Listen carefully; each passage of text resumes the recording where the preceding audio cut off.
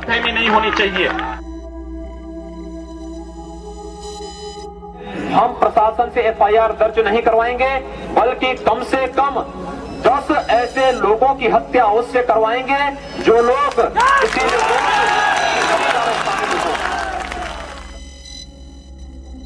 और हम लोगों ने तय कर रखा है कि अगर वो एक हिंदू बालिका को ले जाएंगे तो कम से कम 100 मुस्लिम बालिकाओं को हिंदू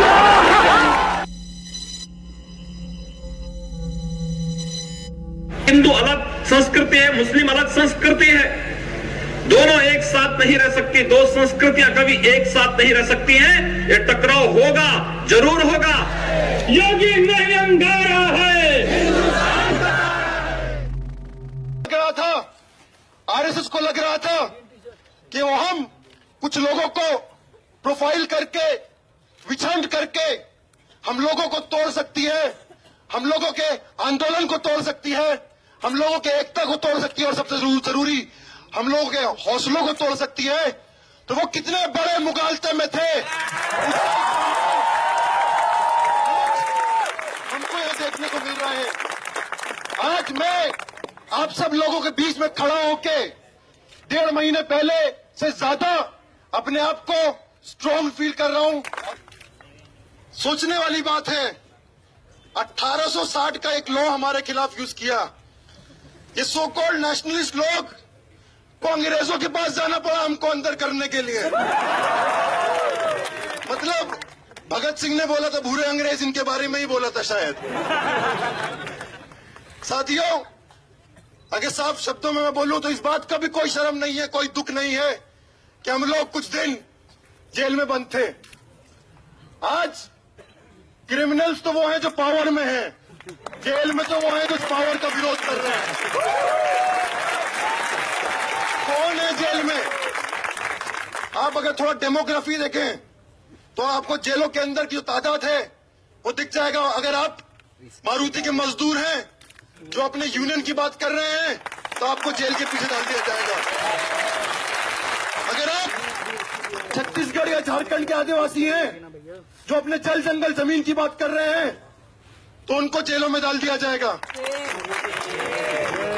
अगर आप दलित हैं जो रणवीर सेना के खिलाफ लड़े हैं तो आपको जेलों में भर दिया जाएगा। और अगर आप मुसलमान हैं तो आपकी खता यही है कि आप मुसलमान हैं, आपको जेलों में भर दिया जाएगा।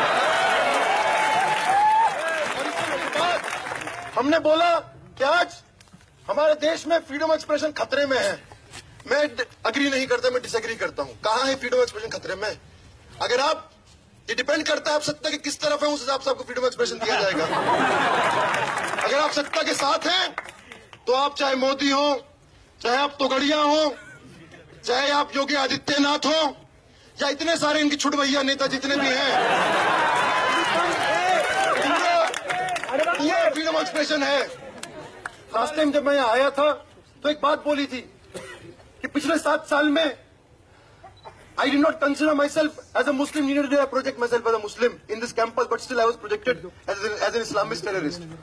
लेकिन इस दौरान जिस तरीके से once again इंटरोगेशन के वो डिटेल्स नहीं, लेकिन असाइड कॉन्वर्सेशंस होते थे, कहीं ना कहीं ऐसा लगा कि ट्रायल सिर्फ हम कुछ इंडिविजुअल्स का नहीं चल रहा, और मेरे केस में सिर्फ मेरा नहीं और सिर्फ जेएनयू का नहीं, पूरे मुस्लिम कम्युनिटी का ट्रायल चल रहा है। एक बार एक पुलिस वाले ने, कांस्टेबल ने मुझसे सवाल पूछा, रात के 2 बज गए थे, कि यार तुम्हारी विचारधारा क्या है, जरा मुझे समझाओ। मैं उसको बोला कि देखिए हमारी विचारधारा इतनी सी है कि कांस्टेबल के साथ खड़े रहो अफसरों के खिलाफ। तो उधर एक अफसर खड़ा था, वो सुन रहा था, बोला देखो जेएनयू के लोग, भाई यहाँ यूनियनबाजी मत करो।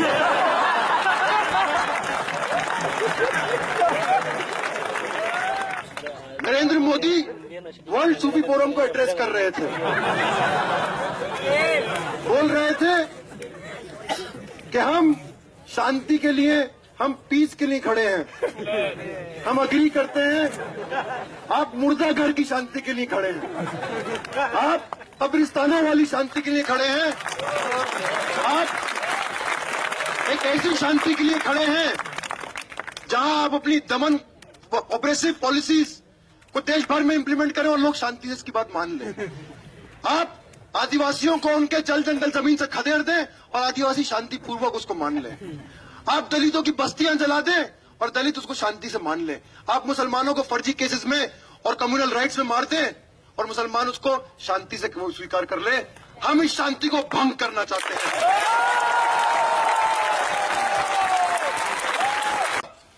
आरएसएस को लग रहा था कि वो हम कुछ लोगों को प्रोफाइल करके विछंड करके हम लोगों को तोड़ सकती है, हम लोगों के आंदोलन को तोड़ सकती है, हम लोगों के एकता को तोड़ सकती है और सबसे जरूरी हम लोगों के हौसलों को तोड़ सकती है।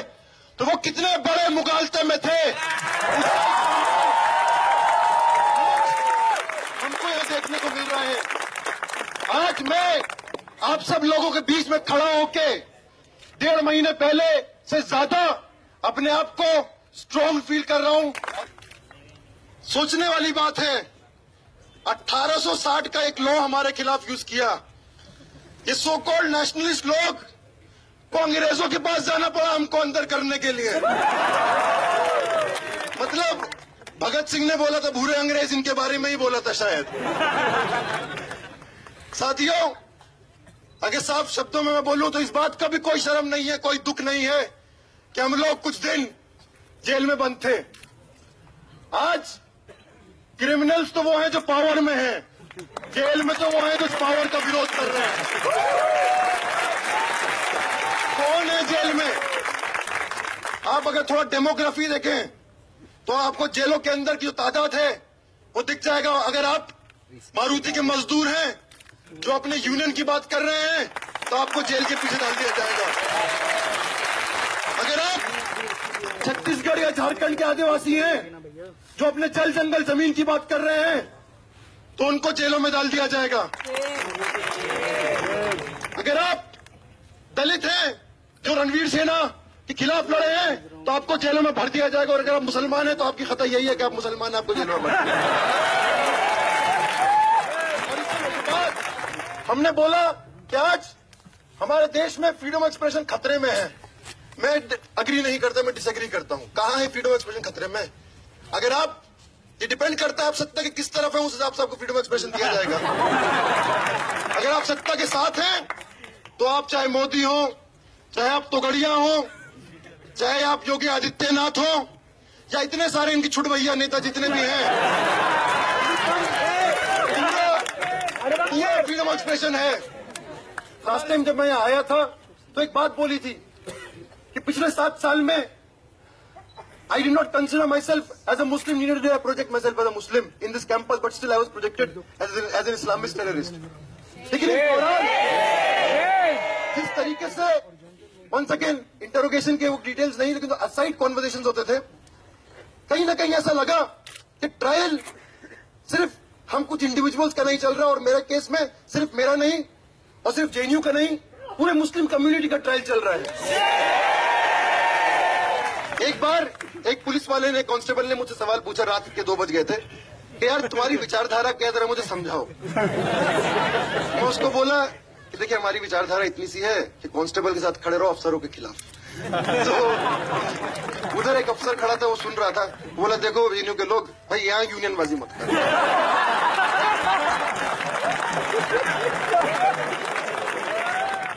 नरेंद्र मोदी वर्ल्ड सूफी फोरम को एड्रेस कर रहे थे,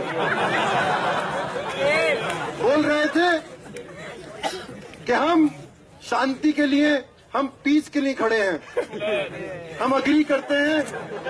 आप मुर्दा घर की शांति के लिए खड़े हैं, आप कब्रिस्तानों वाली शांति के लिए खड़े हैं, आप एक ऐसी शांति के लिए खड़े हैं जहां आप अपनी दमन ऑपरेसिव पॉलिसीज को देश भर में इंप्लीमेंट करें और लोग शांति से इसकी बात मान लें। आप आदिवासियों को उनके जल जंगल जमीन से खदेड़ दें और आदिवासी शांति पूर्वक उसको मान लें। आप दलितों की बस्तियां जला दें और दलित उसको शांति से मान लें। आप मुसलमानों को फर्जी केसेस में और कम्युनल राइट्स में मार दें और मुसलमान उसको शांति से स्वीकार कर ले। हम इस शांति को भंग करना चाहते हैं।